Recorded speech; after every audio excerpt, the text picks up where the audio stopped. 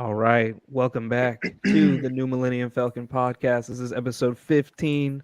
I'm Trey Sean. I'm joined here by my amazing co-host, Fleek Savion, and the man Hunter Thompson is back this week. Yes, sir. We Yes, got a sir. full Yes, sir. crew, uh, minus the executive producer, of course, once again, who had to ask what time we went on tonight. But we know our Shout loyal out him. We know our loyal New Millennium Falcons listeners know that it is always 9 p.m. Eastern Standard Time. Boys, how are we feeling Chummy, chummy, after Thursday chummy. night? Hey, it's We had a holiday we had season. a few days to relax after that. Oh yeah. I will say this. I am so glad that was on Thursday because I've had basically like a full week almost to like calm down. If this Yeah, had have yeah, been no. 3 days after that, like I don't know like what y'all would have got out of me. But yeah. So I'm not gonna hold you. I'm actually the exact opposite. I'm a little more upset the fact that I had 3 more days to simmer on this nonsense. Um, but we are here on another non-victory Monday or Wednesday, excuse me. And yeah, we're let's get into it, guys. Yeah. Oh, 4-6, by the way. 4-6. We were Yep. just 4-4, were we not?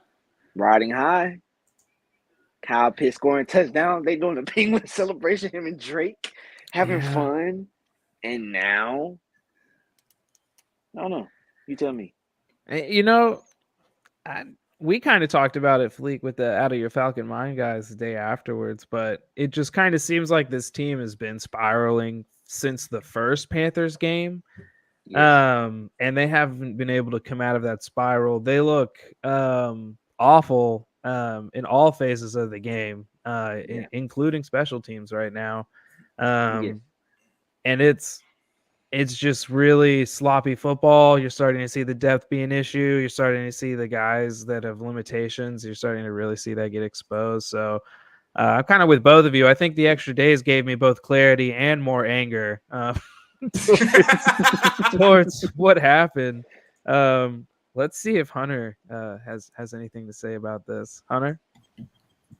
Can y'all hear me? Is it can. working? That's right. It is. Oh my god, Thank you, StreamYard. that's a shock. The best in the business. Shout out streaming. Shout out, stream. Yeah, no, I'm kind of with Savion on it though. Like I've let it simmer, and I've gotten more and more upset as the game's, sat because I've watched that Mariota helicopter pass so many times on the timeline. Shout out to Adam for bringing it back almost every time. And that just infuriates me. Like I'm legitimately so upset with this team right now, and I don't know how we can keep settling with mediocrity. Man, that's just good old fashioned Falcons right there, bud. That play, Yep. that what I don't remember the play that happened in the oh, of course I do now. The fumble play. I said it in the Yeah. pod after that one. I was like, every year they give you a Falcons highlight. Every year, Yeah. it doesn't matter. And they gave us two in back-to-back weeks, and Yes. it's a bummer. And I think you all touched on it, but the QB play was horrendous. There's no excuses this week. There's no stat out there that is going to protect what we all witnessed with our eyes and what I'm happy America witnessed, because now the heat's coming from outside of the building as well. That what in the world is Atlanta's quarterback situation right now? Guys, a lot of things that we've talked about for a few weeks here now all seem to come to a head last night. You saw the issues with trying to get the ball down the field. You saw issues with taking care of the football. You saw lack of awareness. You saw, you saw everything, and it was we talk about how normally Marcus is kind of leveled, but then has extreme lows. There was no level in the Panthers game. It was just a bottomless pit, and it just kept getting worse and worse. And like I said, Fleek after the game with the Alley Falcon Mind boys, that Marcus Mariota will start again. And what Well, Well, boys, how do we feel about that? Because depth chart's out So- there. Arthur's made his statements everywhere, and Marcus is the quarterback again, headed into this Bears game. Great point. You said that many people are asking, what is Atlanta's QB situation? I have news for you. There is no QB situation, bro. That's what my head coach says. So there's no QB situation. I'll tell you what. Before the show, I said, I'm feeling great. Savion asked me, how could you be feeling great at a time like this? I tell you why. Right now, I've let it go.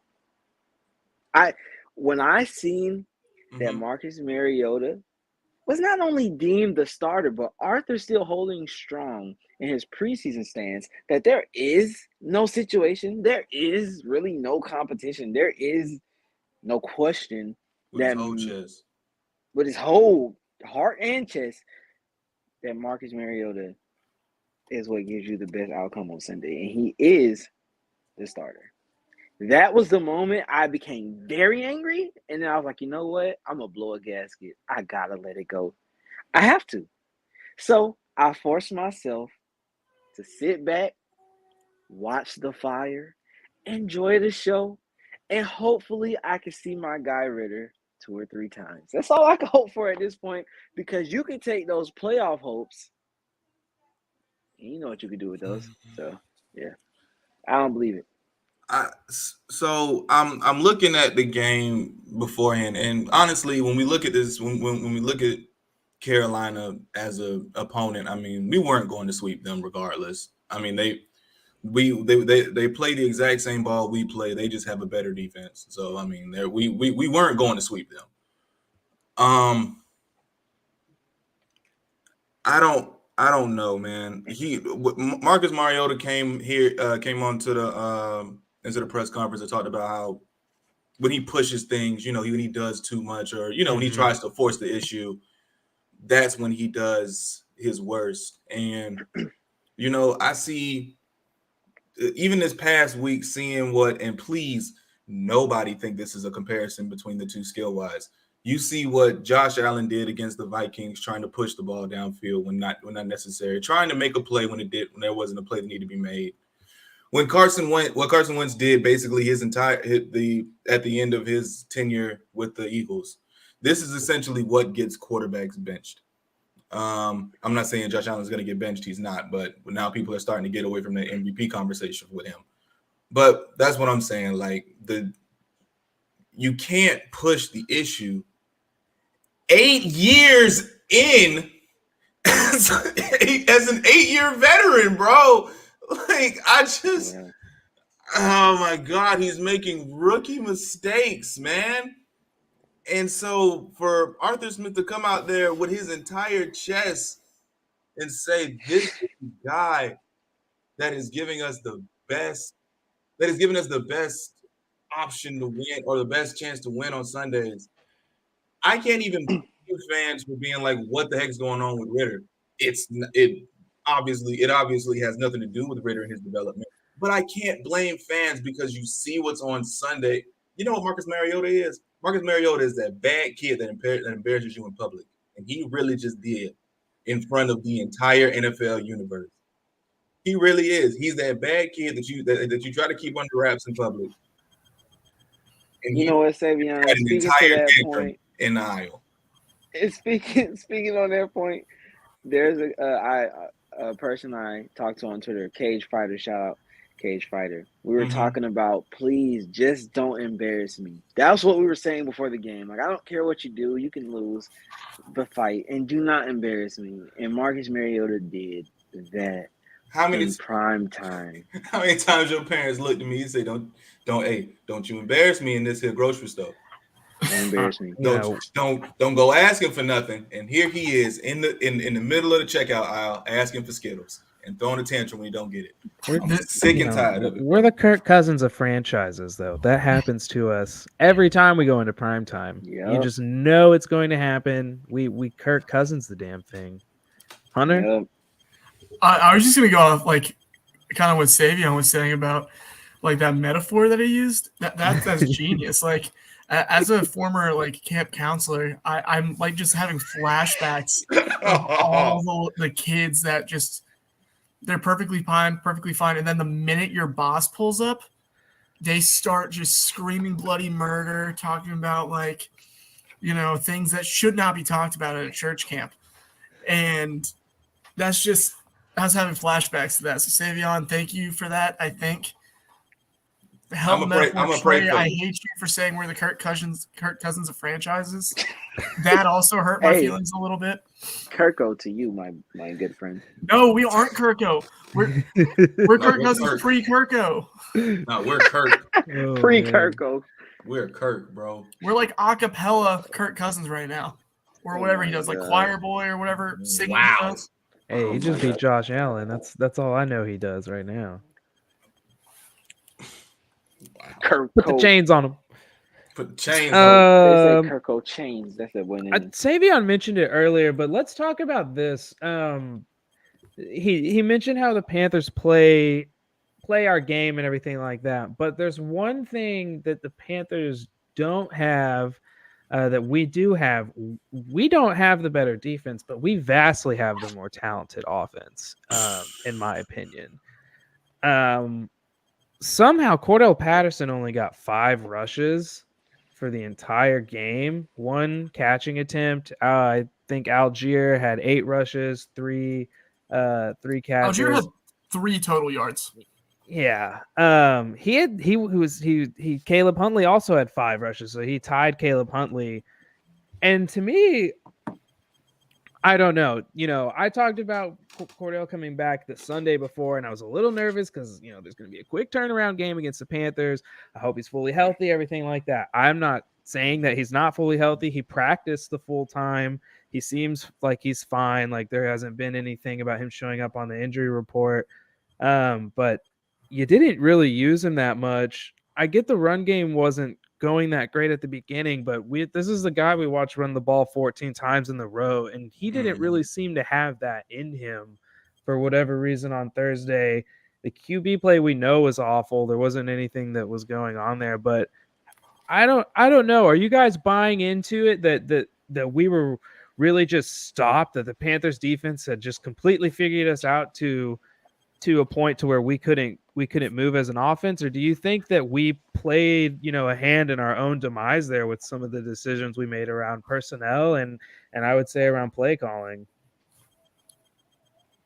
It's more so execution, man. We did not execute at all, whether it was up front, whether it was in the passing game. I mean, we couldn't get anything done. And quite frankly, that's why I call this a fake offense. Like there's nothing that comes easy to this team. Everything that's supposed to come easy is in the passing game. Everything that's supposed to come easy is from Kyle Pitts and from Drake London, and we don't have a way to get them the ball on a consistent basis. Those are our quote unquote easy buttons. Those are, break in case of emergency, and we have no way of getting them the football. So, no, if everything is not going according to plan for this offense, it's not going to work. So, Trey, if my math serves me right, our running backs had a total of 18 carries. I think Avery Williams had 1, and I actually wanted to talk about that. It's the one carry I remember the most. He just returned a punt. I forgot about that. There's 2 minutes left in the ball game, and you start the drive off by handing the ball to Avery Williams for, I think it was technically a loss of 1. He basically almost got back to the line though, so it was like half a yard loss. That's just like some of the weird play calling stuff I'm referring to, where I'm just kind of like, what are you doing? Like, why you hand the ball immediately off to the returner like that? Yeah. And again, why isn't Patterson in on the key drive where you have to score to stay in the game? I'm gonna get those scary stats for you, Fleek. Please do. Is Patterson's knee worse than we think or something? Like, did he aggravate something last week or something that I didn't see? I think they were just easing him back in, truth be told. And like almost trying to use him as a dummy. But yeah, not to cut you off, Fleek, sorry. Oh no. Like that's a valid point. I did notice the lack of, attempts CP got. I noticed he lined up out wide a few times. That was good to see. I really enjoyed that. But essentially, it was a dummy, like you said. I don't know. And we talked about the entire show last week about how bad the weather was going to be, which it wasn't as bad as I thought it was going to be. But we thought that they would run the ball all game, but they they put the ball in Mariota's hands a lot more than I thought they would in that He had 30 type of attempts. game. He had 30 attempts. And Second most man, this it's just tough because like not only the helicopter throw, but then you have passes like when Pitts was wide open, on that post or cross, whatever it was, he was Crosser. wide open on the crosser, and he overthrew him. Like it's Pat throws like that, man. That are just like even when he's not just doing straight up silly stuff, he's not like he can't do the simple things. He can't hit the layups. You ready for these averages? You ready for Yes, these what's numbers? up? Oh my gosh. This is actually really interesting. So there were 22 carries between the four of them. With Mariota's carries, we only ran the ball 25 times. Here's the efficiency. Here's the average from Huntley and Avery Williams, 5 and 4 carries respectively. 6.4 yards for Huntley, 6.3 yards for Avery Williams. Algier had 2.5 with his 8 carries, and Patterson had 3.6. Doesn't really sound like the run game was as bad as I kept hearing, which is kind of what I thought I was seeing with my own eyes. We're getting shut down in the run game. We're getting shut down in the run game, and it's like we're breaking off. Like, Avery Williams' longest run was 12 yards. Caleb Huntley's was 15, so it's about half of his yards. But it's like those are big yard carries. Like those are carries if you run the ball as much as you normally do 30 plus times a game, you're gonna get a few more of those. Yeah. What were you asking, Hunter? How many passes did we end up having? 30. 30. So we only had 30 passes to 25. Yeah. We only had 55 plays of total offense. Yeah. That's not good. Like that's unacceptable. And we got dominated up front, bro. We lost the time of possession battle. And here's the big difference and why I bring up all of the amount of running, because I thought it was weird that we just stopped running the ball. The Panthers threw the ball 18 times. Deontay Foreman alone outcarried our whole team. He had 31 rushes. They still had other players on the team. Blackshear with 6, Hubbard with 5. So they still had 2 other guys, one other guy that outcarried all of our running backs, and another running back who tied our second and third guy with most carries. It just kind of seemed like the run was abandoned. I'm not buying into the whole it was just completely stifled, because they weren't doing great on averages either. Deontay Foreman, that's 31 carries on 4.2 yards a rush. I don't know. Oh, we got some people in the chat. What's going on? What's up, my guy? What's going on, y'all? What's going on? Out of your popping mind, folks. Boys, we appreciate you guys popping in here. Yes, sir. Oh, and Big Low Country. Yes, sir. And where, bro? But yeah, we're doing good, Low. We hope you're doing good too. I feel like, I don't know, man. I feel like we kind of got out of our identity. That's what I'm saying. Yeah. Do we have an identity though? Like that's the argument. Yes, you were the team that ran the ball 40 times in 2022. Right. But like is that because we enjoy running the ball, or because it's the only thing we can do efficiently? That's the juice. That's the only juice we have. Because we just our win streak came when Mariota was only passing it 10, 15 times? Yeah, exactly. And he just outpassed our run attempts. Like, nasty work. I don't think we truly have an identity, because if that was our identity, then Arthur would not have gotten away from it, I don't think. Or the coach bungled the game, which is kind of what I'm getting at here, is that as much as I think Mariota lost the game for us, Arthur Smith's game plan was like, hey, we're just going to try and do what we did last time we played you guys. Mariota threw the ball quite a bit in that game as well. We'll just hope it works. Which doesn't make sense, because you pretty much should have lost that game. Should have lost that game. Should have lost that game.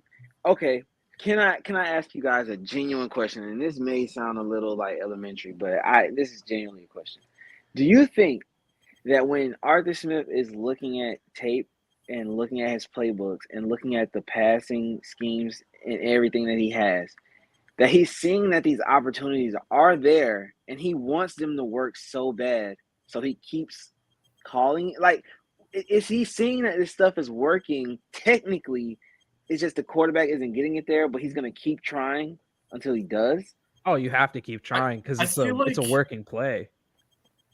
I Even feel if the like- shots aren't hitting, you know. Yeah, Right. but yeah, like what Trey's saying, I feel like Art is cut from the same mold as like McVay and Shanahan, who are stubborn as hell and willing to die by their own demise. Like Mhm. those two coaches, like they predominantly lose games because they screwed up themselves. It's not a matter of like, oh, we were just out coached. They were too stubborn that their game plan was going to work. And I feel like Art is cut from that same mold.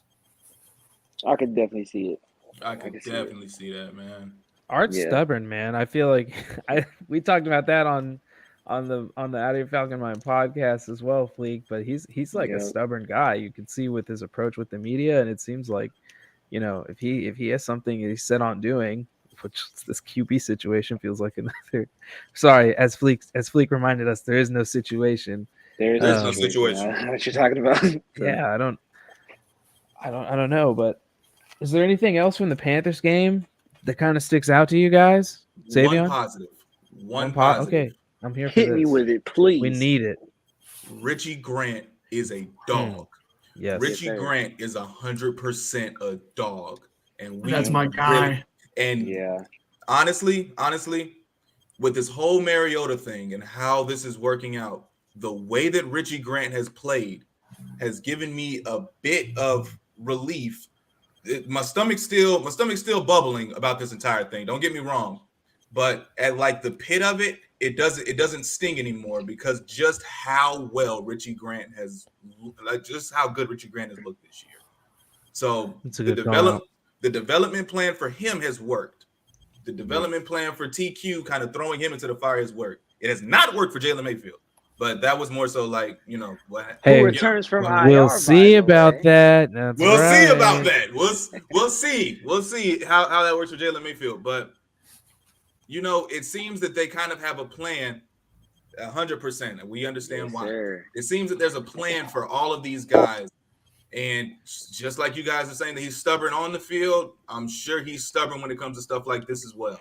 So, And I actually get not taking Ritter out or not taking Mariota out during the rainy game and everything like that. I was like, no, let him stay out there. Let's Let get him suffer. everybody's eyes Let him on get this. that. Let's make sure we all get this film in so that we can talk about what we witnessed. I'm not putting a rookie in that game in the weather. You know, don't want to get the kid wet or anything like that. So Real quick, because I don't know how much we're gonna keep talking about the QB situation. We're gonna bring up. we'll Justin definitely Fields, get so into probably it a as we talk lot. preview the Bears game here in a little bit. Because Savion just said something that made me. He reminded me that I wanted to say this. I was wondering, like, you know, a lot of people are saying, you know, if Ritter can't get on the field with how bad Mariota is, then Ritter must suck. But what if it's the opposite for real? Like, what if they really do? I know, like, not all of us believe what, you know, Arthur Smith and Terry Fontenot say all the time. But what if they really are, like, planning something for Ritter and think that he is the guy? So they're just letting him sit because they're like, this season's probably a wash. Like, yeah, we're in a playoff race. But, I mean, come on. And they're letting him sit the entire year, and then they just make him QB1 next season. That's a possibility, too. Yeah, So I think it is. I Which is mean, what I just Eric don't know what the Robinson real said, benefit like, a few of that weeks ago. is. I don't I've actually had either. that conversation with Trey Yeah, before. Yeah. yeah. It doesn't Yeah, make Eric sense, came but on like here and we were said hopeful. that might be the case. Yeah, I mean, if it's me, I'm getting him looks right now as well. Trust me, but like I can see that being how Arthur works and how he thinks. I can definitely see that being the case, and him not moving on his plan. Well, you know, speaking of young QBs, we have a Atlanta's very Dynamo own. Yes, sir. from the area coming to town this Sunday. A guy that has been playing, obviously, different circumstances when you're a first round pick, but has been playing through, I would say, a lot of his struggles, though, for about, the first season. Didn't have the best coaching staff, in my opinion, and I think everybody saw that as well. The let go, new year, new team, about halfway through the season. And man, these guys are on fire. These guys really just being Justin Fields and whoever can catch the ball that game. And Atlanta's defense, it just looks worse and Putrid. worse every game. Now we're about to get the biggest relief package that you can ask for in AJ Terrell. He is The back. stimmy. He is practicing. The stimmy. That's a full, yeah, man. I mean, Stop playing. this defense has been on life support, and if AJ didn't come back for this game, I would actually be worried that it would be a 10 touchdown loss versus the 5 touchdown loss it'll be. But we'll get into that. We'll get into that a little bit later. But fellas, how do we feel about seeing the Bears offense come to town? Dynamic quarterback. We haven't seen a quarterback like this. We haven't, not this year. And guess what? We get to play Lamar Jackson later this season too. So be a good warm-up game. Don't remind me.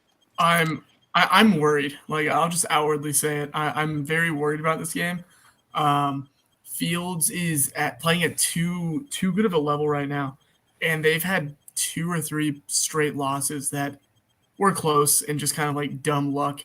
They Falcons the past 2 games, and it's bound to swing for the Bears sooner or later, and I think this is the week that it's going to happen. But they match up really, really well against our defense. Cole Kmet has played at an elite level. Justin Fields has been playing at an elite level. Darnell Mooney, great receiver who can take off the top. Chase Claypool is a freak athlete who he can block. He can block. He can block. Hey man, if you look at those runs that Fields has, those receivers are downfield true. Putting in work. That's I true. mean, and then the backfield duo of Montgomery and Herbert. Granted, Herbert's on IR, but like Montgomery's he's not a joke. I know people meme his comp thing from the draft. He's 4 running backs used in 1. He's a problem. Exactly. Their O-line's bad. That's it. The rest of their team is good. Yeah. I agree with Hunter, man. Like, when I think about the Bears offense, I just think this is the one. Like, they've already been like picking up. This is the one where they like catch it, because that's what the Falcons are notorious for. Teams get it together against us. Quarterbacks who are playing bad, we're their get right games, and then quarterbacks that are on fire light up, they explode. So I actually expect Justin Fields to go off this weekend. Unless somehow we could find a semblance of some kind of pass rush. But even when he's running around, man, it's going to be hard to catch him, and it's a tough matchup for us. I don't know. It's just tough. I don't predict Falcons losses, but man, like I'm with Hunter. Like, I'm really looking at this game, and I know like a few weeks ago I looked at this game and I'm like, okay, we should win that. Oh, everybody in Falcons, I would say Twitter had this game marked down as an easy dub. This was part of that back half of the schedule that was going to be a cakewalk. So This finna be a breeze. It'll be a breeze. But yeah, I'm genuinely like nervous. I'm really nervous. So I'm looking at the QBs from the last 2 weeks that have like, just to see how they stack up. Apparently, Justin Fields, according to EPA plus what's this called? Completed percentage over expectation.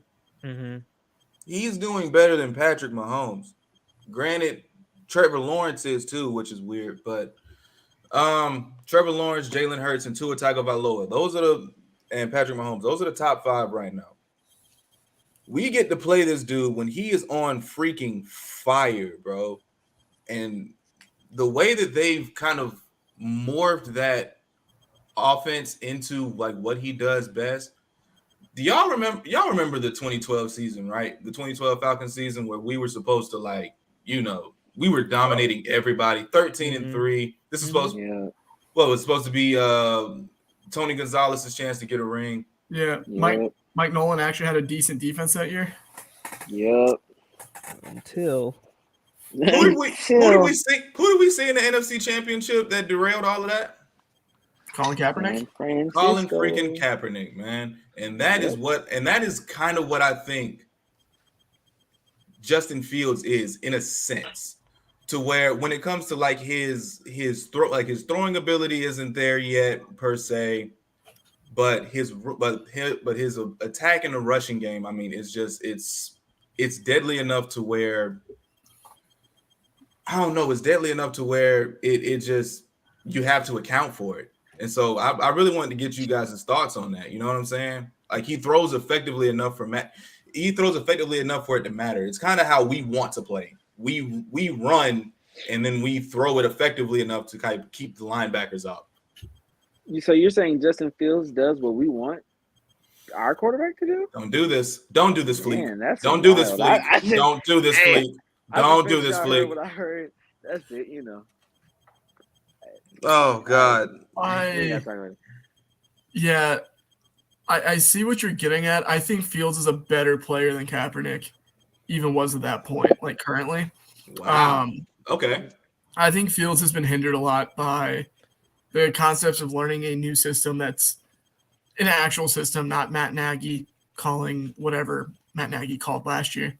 Mm-hmm. And I think a lack of weapons has really hurt him. But I think we're finally seeing him start to come into his own and win in ways that he has to be able to overcome those two deficiencies, which is him dominating on the ground. I think arm-wise, he's better than Kaepernick. Ground-wise, he's better than Kaepernick. I think he's just a better player than Kaepernick all the way around. I know ground-wise he's better than Kaepernick, 100%. Right. But I mean, no, I'm with you on that. This is gonna sound crazy, but he might be better than almost any other QB we've seen. He's got 749 rushing yards right now. He's probably going to break Michael Vick's rushing record this season. Like, he needs to have some more games like he's had. You know, he's going to need to have some 100-yard performances on the ground. But he's baby Josh Allen. Wait, I think didn't Lamar Jackson is going to give him opportunities because the linebacking play has been horrible, which we didn't talk about. That was the worst they've looked, was in that Panthers game, man. Everybody was Mikael Walker got pulled. He did get it back in the game, but like he was lost. He had no idea where he was going. Evans did not look great. Troy's flashing, but he's still a rookie. He's still learning. And they're gonna have to play. I know. Yeah. And they're about to play Hunter, like Hunter said. David Montgomery, there's one thing that he's great at, and it's breaking tackles. Our defense has not looked like it can tackle a soul. 9 he might not tackles the last game. Beat anybody in a foot race, and then they have can tackle Fields. each other. They can't tackle each other. That's a good point. They're really good at that. And then you have Fields, who's just 6'5" brick wall. He's literally bigger than Mikael Walker. He's literally bigger than Mikael Walker, so I can't wait to see those matchups. I think Fields is going to have a 150-yard plus rushing day against us. I'm just putting that out there now. While we're on the backers, I think it's time to have a conversation about Michael Walker. Since Adam's not here to stop Let's do it. It's time to have that conversation. Let's do it. Yeah. I wanted Michael Walker to be so badly. I wanted him to step into the spotlight and look great this season. And the thing is, he started off really well in those first couple of games. First 3 games were solid. But that man hit a wall and has just fallen off and has become our worst backer of the 3 guys getting time or getting significant time. And this is facts. I don't think that's necessarily a bad thing. Because everyone's like, oh, that's a terrible thing. Michael Walker was, what, a 4th-round draft pick? 5th-round draft pick? I thought he was a 3rd. I think it was a 3rd. Yeah, he's a yeah. I think so, yeah. Well, regardless, still not a bad thing, though, in my opinion. Because, like, he's he's a solid player who can spot start if we need him to, and that's fine. But I'm going to die on the hill that Rashawn Evans has been our best backer this season, and then it's been Troy because He was Troy a has fourth just round been pick. My apologies. okay. Fourth. And then with Troy's just shown flashes where it's worth running with those flashes, and I'm tired of watching Walker get just stonewalled, have bad gap discipline. He shoots the wrong. He just doesn't know where he's going. It looks like, Yeah, honestly, he like looks more lost than in a lot of run anything. fits. Yeah, He like, he's not lost the bad in green dot coverage. too, which we haven't talked about that either. But he's. I was no about to longer get into wearing that the about green him dot. losing the green dot. But yeah, like he looks lost out there. He looks okay in coverage still, but True. Which ever is when he since that came back Tampa in, I game- think. ever since that Tampa game, he's just looked utterly lost all the way around, and Yeah. it's hard to watch because Troy played fairly well in the like fill in for that time, and then Rashawn Evans has just played all right this year. Like that, he's been what I expected him to be for a guy on that contract that we gave him. A 1 year, was it like we didn't pay him vet minimum. But it was He's your close. Fabian Monroe. We'll say Yeah, that. yeah. How We got him about on like that? a There we cheap go. deal. He knows the system. I don't like Cool. him, but Let him whatever. ride. Like let it ride. Whatever. I was a big Fabian Moreau believer, just like you, Trey. But like, I think it's time to move on from the Walker being the star linebacker narrative. That Yeah. Yeah.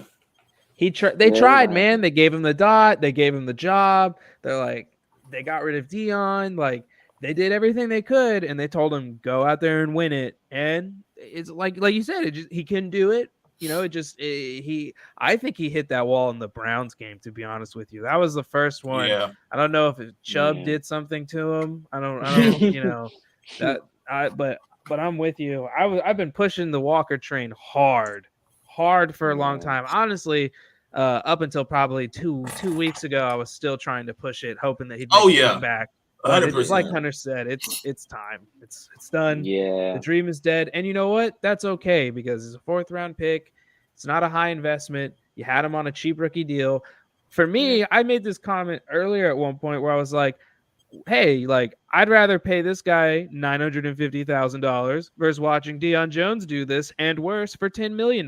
Like I This can is take true. that trade off. Like it is what it is. That's how much Mikael Walker costs. It doesn't even, not even $1 million contract right now. So it is what it is. It is true. Sucks, You know but what? yeah. I mean, Troy Anderson in the building. You know, he'll grow and progress, and as he comes along, he will be better. He has the raw talent, like Hunter said. He's flash, so I think we'll be in good hands going forward. Just not on Sunday because this Oh, no, not this week. this running game and the way that how the passing game kind of goes off this running game, it's going to be hell for the linebackers. Like they had what was it, the Lions and the Dolphins literally like trying to meet Justin Fields on the edge, and Justin Fields is like, nah, I'm just gonna cut back up this way and literally take it to the house. Like Matt Ryan-esque. Matt Ryan-esque, Matt We all Ryan. saw exactly. the run. Matty We all Wheels. saw the run. Oh That's- man. Yeah. the triple option quarterback, Matt Ryan, to you guys. Oh, man. Get that Yes, right. sir. Yes, Bro, sir. Amik Robertson is such a hater, bro. Because how do you trip that man up as he is 20 yards away from pay dirt? How dare you? Dude, I love That that Matt man Ryan is a legend. is just like brought a piece of the Falcons over to the Colts. I don't know what's going on over there. Oh my god, it's just What pure is this? chaos over there, bro. Jeff Yeah, Saturday it is, actually won a bro. game. I'm like, you gotta be kidding me, Jeff man. He Saturday won is his winning first games, game. bro. It's amazing. And how do you feel? How do you feel if you're Matt Ryan and 3 weeks ago they're like, "Nah, I'm sorry, bro. Like you're done for the season. Like we enjoyed the experiment and all that. It was cool, but we're gonna let you bow out nicely." And then he's like, "All right, bro, you're starting. Get ready." I tell you what, his body is relieved. His body is relieved. He needed the What? 3-game break. Yeah. For Man. real, man. Yo, Frank Reich's yeah, about to go man. land a nice cushy job somewhere as a head Oh, coach he's or gonna an match OC. back up with his boy Oh, in yeah. Jacksonville, and they're gonna make Trevor Lawrence a god, and then he'll leave. Yes, Ooh, sir. I would love that. That Or was he'll Oh, end yeah. up in Denver replacing Nathaniel Hackett, and it's going to be wonderful. Like he's going to end up somewhere and make a quarterback. He might end up with Herbie. oh. Ooh. That's what I'm saying. Like, I the don't man's know. the- If honestly, I kind of I hate the guy, but I really want to see Sean Payton coach Justin Herbert. Because if he could That's do what fair. he did with Breeze and that That's little fair. pistol of an arm, like with the robot, who knows what he's going to be able to Pistol do. of an arm. See, I want to see Sean Payton in Dallas. Like, I'm not even No. like. I No, do too, that bro. is I want to see not Sean Payton in happening. Dallas for some reason, bro. I No, really do. I don't Y'all know. get that evil, get that It will be the nonsense two out of here. entities in the NFL that I hate the No, most. I Joining am forces. from Dallas. I am not putting up with that BS. Now- that is not Trey, happening. I can't Trey. go home to that. But Fox Sports every single day, though, like it would be immaculate to hear about Tell me Sean you don't Payton. wanna He's see gonna Sean fix Payton them. instead I of don't him. want to live with Okay. that. Do you guys understand what could happen if the Cowboys weren't actually Oh, you're right. awful? Do You're you right. want You're that to right. happen? I don't want to live in that world. You're absolutely right, bro. I think I agree with you now. Get back on track a little here. I want to phrase this question to y'all. So we're talking about the linebacker group. No big deal. How would y'all feel if they spent another high second on a linebacker again this year, though? It depends on who it is, and I think the context of it for me. Because if we have interest in bringing back Rashaan Evans, then I don't want to. But if we lose Evans in free agency and we're stuck playing Walker Anderson, then at that point I'm like, all right, let's throw another backer out there. I don't think we're losing Evans. I don't think it's gonna be. Yeah. I wouldn't be shocked if somebody ponies up and pays Evans. I mean, we let Fabian Moreau walk after a 1 year. Yeah, Sure, but I yeah. mean, he got another 1 year. It's not like he got paid or anything. We just let him walk. I could see it going down like that. I think Evans. I think this is his best spot. But I mean, that's what I mean when I say we lose Evans. Like, we just let him leave. Like, yeah, I know nobody's gonna come steal our players. Like, we're not good enough for that. hey, the XFL could come calling. You never know. You Hey, never shout know. out Big Beasley. Was that Shout real? out or Big fake? Beasley. Oh my gosh, I can't believe that happened. Round one, pick Pick one. Stop one. You stop understand playing that? with my boy. 16 and a half sacks in the season, by the way. This guy Don't found you out how forget much it. Pastors made. that franchise He's like, record? I need to play football again. I think that is is that the franchise record? That I better think not that's be the franchise record. bro. I will laugh. 16 and a half? Yeah. Yeah. I didn't think it was. Oh, I don't God, think I hope Abe ever not. hit it. No, but Kearney never hit it. I think that's our record for single season. I got this. You keep going. okay. But So, anyways, back to this week's matchup with the Bears and going up against Justin Fields. It kind of we haven't talked about it too much, but it's a bit of a full circle moment, right? You've got the guy who you had an opportunity to draft. You know, when you look at the full context of that situation, it was known that the team had interest in taking Trey Lance if that was an option. So, you know, you knew the team was at least prepared to take a QB, even though they just did the Matt restructure. A lot of people look at the Matt restructure and they see that as like a barrier as for why he wasn't taken. Really doesn't make any difference because they could have handled Matt the same way they handled him this past offseason, except they maybe it would have gone a little bit smoother and not as reckless as it appeared to be. But everybody, of course, now wants to compare Kyle Pitts, Justin Fields. And now that's all I'm seeing on my timeline is, you know, oh, we made the wrong pick. Oh, you know, Kyle's terrible. Everybody's looking, you know, at the returns right now. Nobody was saying this last year, by the way, when Kyle Pitts had 1,000 yards, had a QB that was getting him the ball, and Justin Fields didn't quite look like this. But it is a what have you done for me lately? I was saying that. Okay, Hunter was saying it still while Justin Field was completing 3 passes and 4 interception games. That he was saying that he was still the guy. And Josh, I would say, shout out to Josh as well. He's the other diehard Fields man that I know. We're not going to give Adam credit if he wants to pull for Fields. He can come on the show and do that. But how do we feel now? At this stage, looking at the Falcons, looking at Kyle Pitts, looking at Justin Fields, let's just put it out there. In your mind today, did the Falcons make the right move? Or if you guys were able to go back in time and you're able to put the name down, and you don't get to put any other different name down. It has to be Fields. Are you having second thoughts, and are you doing that? All right. First and foremost, you got it. had to answer the question. John Abraham is the single season sack leader. 16 and a half in 2008. Oh, so they're tied. And Beasley actually had 15 and a half. I was wrong. There you go. Oh, that's right, Fleek. So right. Just wanted to make sure that was known, because we're not allowed to have Vic Beasley be at the top right now. Yeah. Oh, he's only at the top of the XFL. There we go. But to answer this question, yes, hell yes, I would 100% put Justin Fields there, because it made sense. Like, a new regime was coming in. Everybody knew that Matt Ryan. We didn't know Matt Ryan was cooked, but we knew he was on the downturn. He didn't. We're not saying that, Fleek. We're saying that he was on the downturn, and so it only made sense to learn from the consummate professional how to be a professional in Atlanta. I mean, it really made sense in every aspect, except for the fact that we didn't have a pass catcher. Which, honestly, are we saying that we couldn't find one later? Or I don't know. I understand why we got Pitts. Never actually liked it. So yeah, that's how I feel. Okay. I already know what Hunter's about to say. I mean, so not to get like too much of my pre-draft stuff, but I was a firm believer that you had to do one of two things at that pick 4. And it was either move on from Matt or keep Matt and do what you can to make Matt effective. Obviously, I wanted the quarterback. Like, I'm not going to front. Like, I wanted Trey Lance, but that couldn't happen. So then at that point, I wanted Fields. But at that point, the only other thing that you could have done, in my opinion, was bolster the offensive line, which would have had me wanting Rashawn Slater there. So even if we didn't go quarterback, Pitts still was not my pick there. And that's not a knock on Pitts.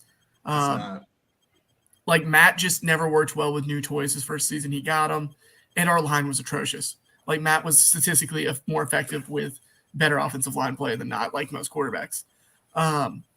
So, like, if I had to pick between Pitts or Fields, it's an easy route of going Fields because, 1, new regime, 2, we didn't have enough pieces in place to sustain adding another offensive weapon. Like, we trotted out Jalen Mayfield, for God's sake, last year at left guard all season. We trotted out Matt Hennessy at center all season. We trotted out Caleb McGarry, who, granted, looks better this year. We had so many question marks about going into last season, though. The only 2 decent pieces on our line were Jake Matthews and Chris Lindstrom. Pitts wasn't going to solve that. Pitts wasn't going to make Matt magically Aaron Rodgers, Tom Brady level overnight. He just wasn't. And I feel like Pitts was Terry and Art's way of throwing something at Blank and McKay to be like, hey, we're trying to fix Matt. And then when it blew up in their face, per se, they can be like, all right, deuces, we're moving on. And I think that's what it was. Like, I think it was an attempt to Band-Aid fix something and make it look like they were trying to fix something more than they were actually trying to fix it. Fleek? I can see that. Well, at the time, I was largely Justin Fields. That's what I wanted, period, Justin Fields. Because it made too much sense to me. Like Savion said, I mean, from Atlanta, obviously they seem to value that at least a little bit. I mean, he was a great prospect. It's not like we're talking about some mid-round quarterback, bro. Like, it's Justin Fields, and coming out of college, he looked great to me. And Kyle Pitts is a unicorn. He is uber talented, and I know people are looking at him like, I've been seeing bus talk going around on Twitter lately, and the thing is, like, he isn't, you know. We don't know. We don't. I mean, let's be real. We really don't know. I think we know. When we have 1,000-yard season, least he's no bust in decent my book. QB play, yeah, if he has at least decent QB play, he is an effective target. Like, we've seen that with Matt Ryan, and I feel like he had potential to do even more last season. There was a lot of meat left on that bone too. So like I Yeah. think Kyle Pitts is a great receiver playing tight end. Who's actually blocking this year, looking pretty decent doing that.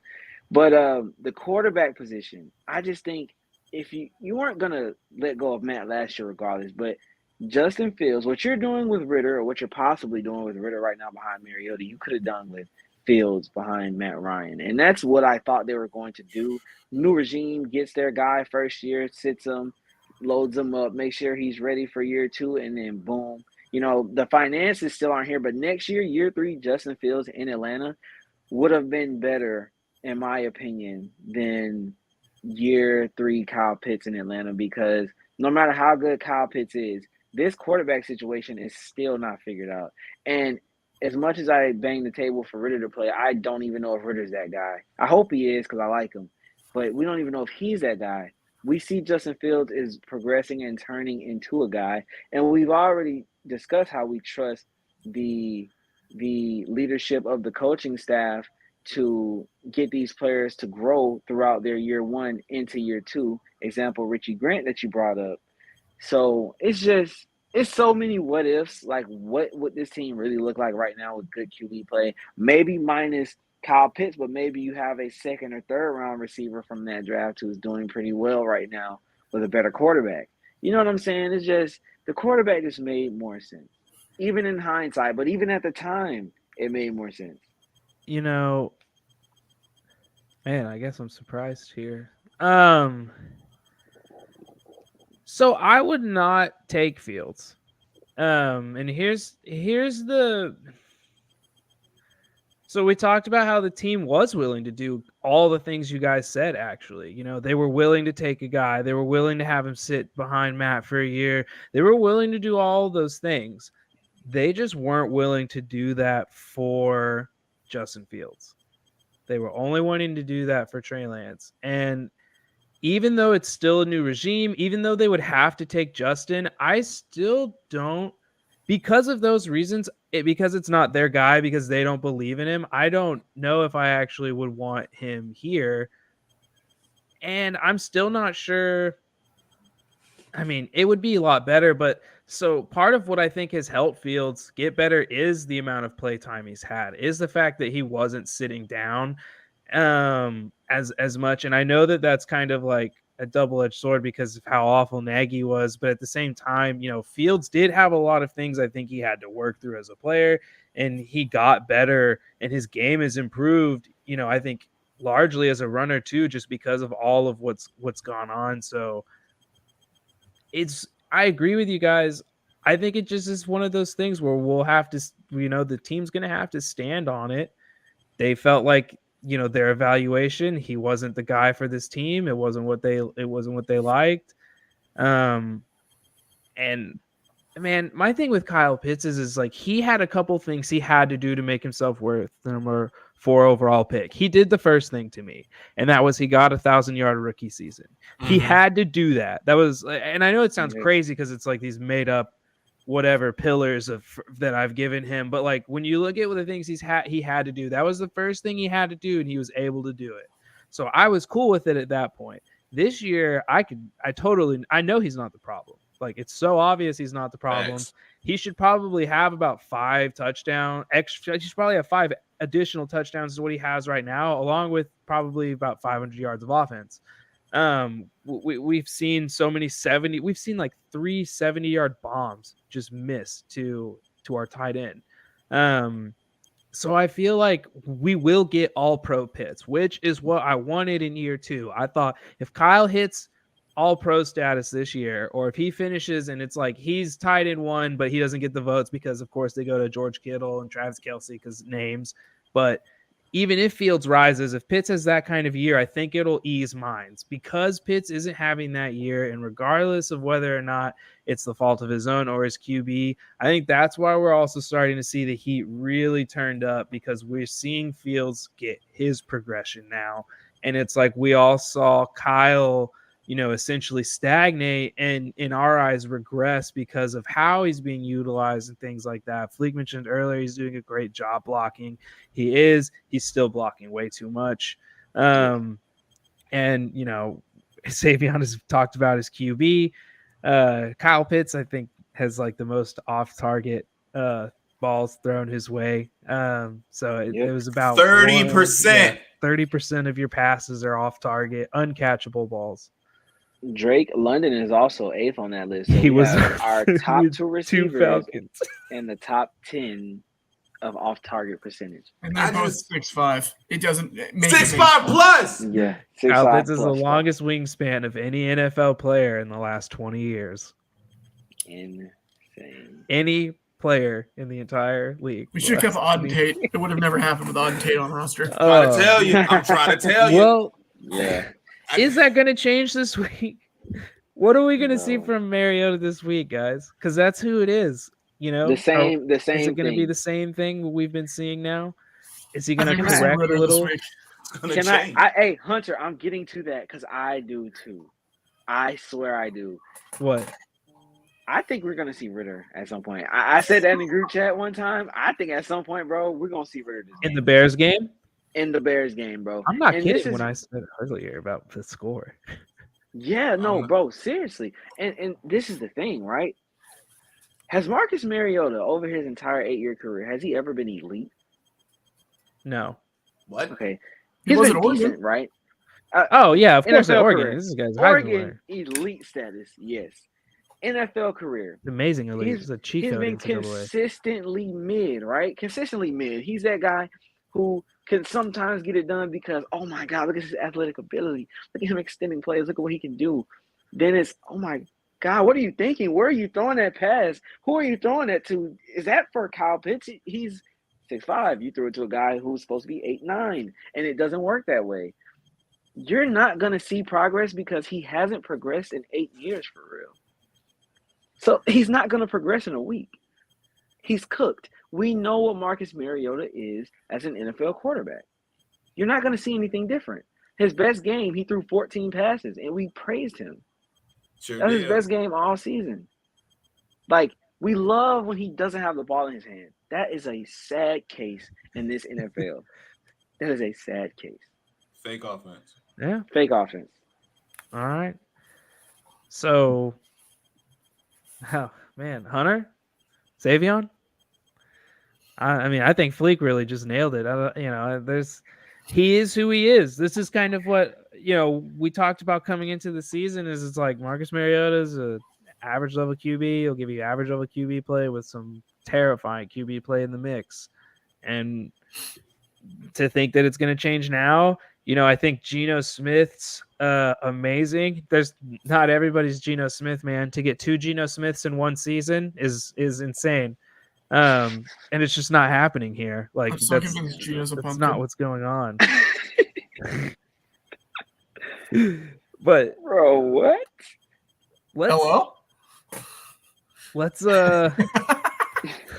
Hello? let's get to this. Let's get to the game predictions because there's been a lot of really interesting energy coming was from you very guys interesting. tonight. So I'm curious to see what are the predictions There's for like the an Chicago alien Bears ro- coming the to town this Transformers Sunday. attacking? Sorry. No, that's just a motorcycle driving down my road. Oh, Oh. okay. Savion was looking like it was coming from his window. I'm like, oh my was God. scared. Like, I didn't you know what okay? it was. I live right off a main road, and Okay. shout out to Kennesaw. Thank Bless Shout up. out Kennesaw. Shout out Kennesaw. But yeah, no, I think that this game is gonna be a running game for us again. I think we're gonna revert. I think Mariota's gonna throw the ball like 15 times.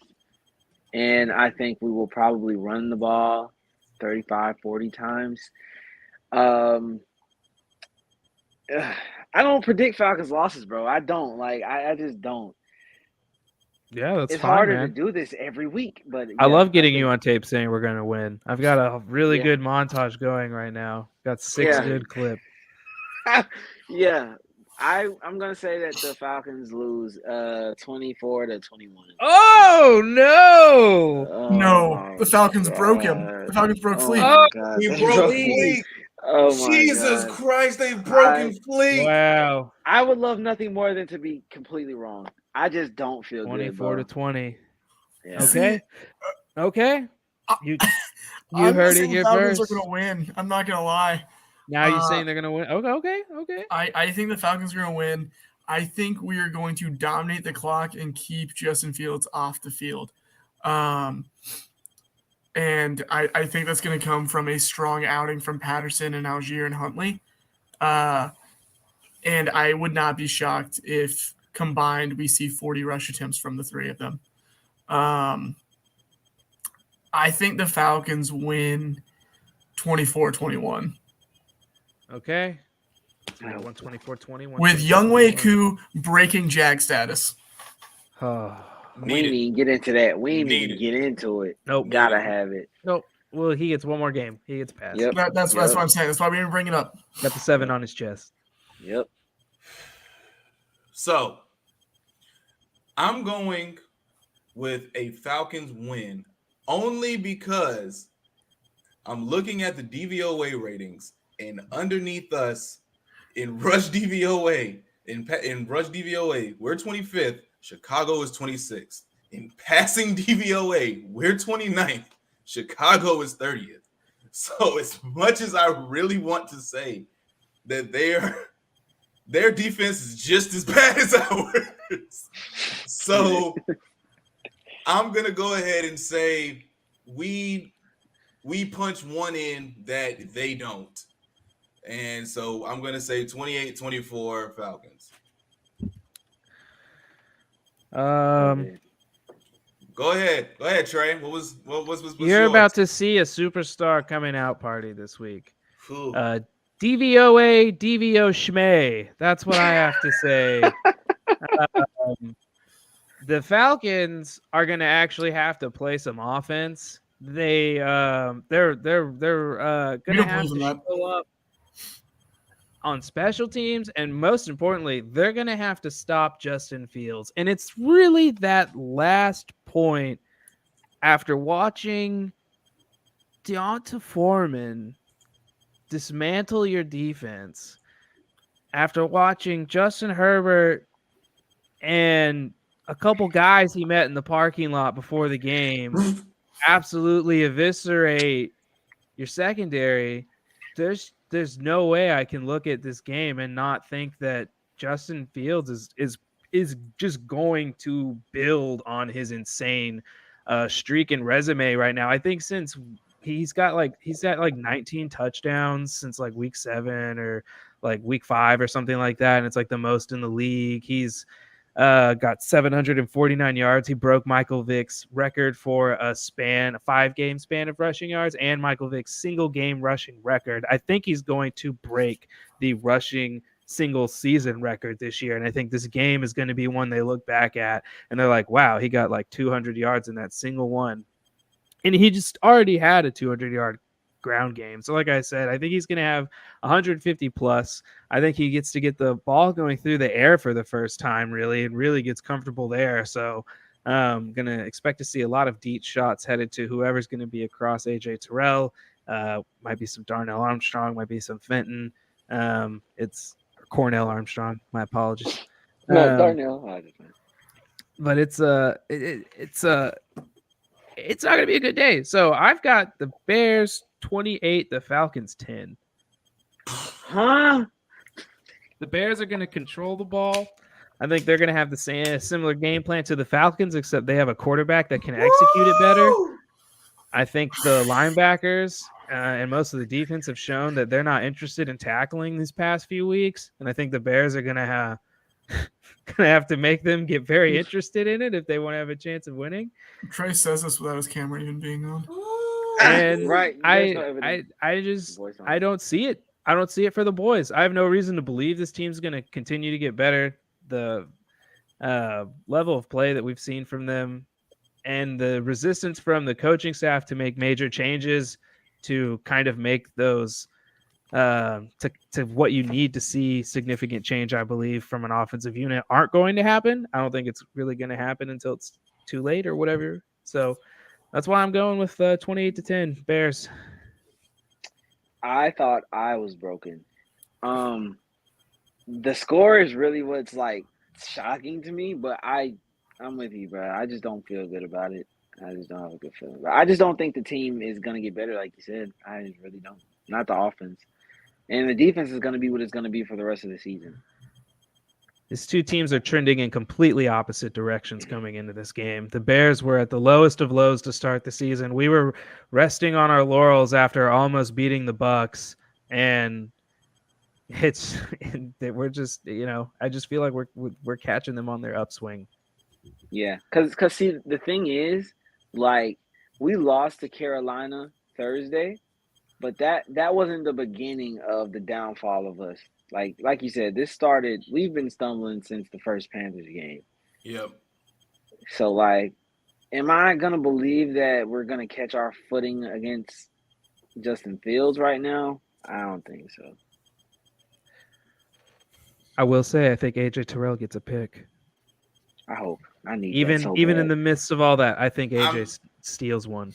I need that so bad. I mean, let's be honest. Justin Fields still has his misses. I mean, I Mhm. looked at the freaking Okuda pick six. Did you know that was a screen?